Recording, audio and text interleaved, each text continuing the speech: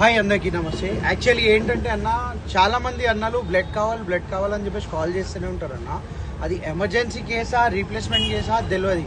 ఇప్పుడు రీప్లేస్మెంట్ కేసులో మీరు అండ్ మీ ఫ్రెండ్స్ అయినా ఇవ్వచ్చు, ఆ పేషెంట్ ఎవరైతే ఉంటారో వాళ్ళ ఫ్యామిలీ మెంబర్స్ అయినా ఇవ్వచ్చు.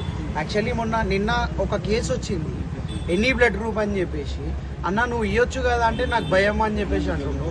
ఇప్పుడు ఆ అన్నకు భయం అవుతుంది, అయినది బ్లడ్, మాది బ్లడ్ కదా అన్న, మాది గిట బ్లడ్డే కదా. దయచేసి మీరు, నేనేమైనా తప్పు చెప్తే సారీ.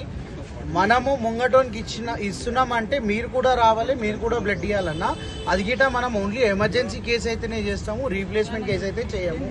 రీప్లేస్మెంట్ కేసు అయితే చేయమన్నా. ఎందుకు అంటున్నామంటే అన్న, రీప్లేస్మెంట్ కేసెస్ చాలా వస్తున్నాయి. ఇప్పుడు మనం ఎవరికైతే బ్లడ్ ఇస్తున్నారో అన్న వాళ్ళకి పిలుస్తున్నాము, అన్న వాళ్ళు వచ్చి బ్లడ్ ఇస్తున్నారు. రేపటి రోజు వాళ్ళకి కావాలన్నా కానీ మనం ఇవ్వాలి కదా. మీరు ముంగట రానప్పుడు మనం మీళ్ళకి ఎట్లా ఇస్తాము? దయచేసి మీరు గిట్ట ముంగట రండి. మీ గ్రూపులు తెలియదంటే చెప్పండి, నేను గ్రూప్ టెస్ట్ చేపించి మనం ఓన్లీ ఎమర్జెన్సీ కేసు అయితే చేస్తాము, రీప్లేస్మెంట్ కేసు అయితే కాదు. ఎందుకంటే రీప్లేస్మెంట్లో మనం ఒక దావత్ పెడితే 10 మంది వస్తారు తిందాం తాగుదామని. రీప్లేస్మెంట్లో వీళ్ళండి గ్రూప్ తెలియడానికి మన రిలేటివ్స్కి వీళ్ళండి వస్తారు. ఎమర్జెన్సీ అయితే నేనున్నా, నాతో అయినా హెల్ప్ నేను చేస్తాను. Thank you.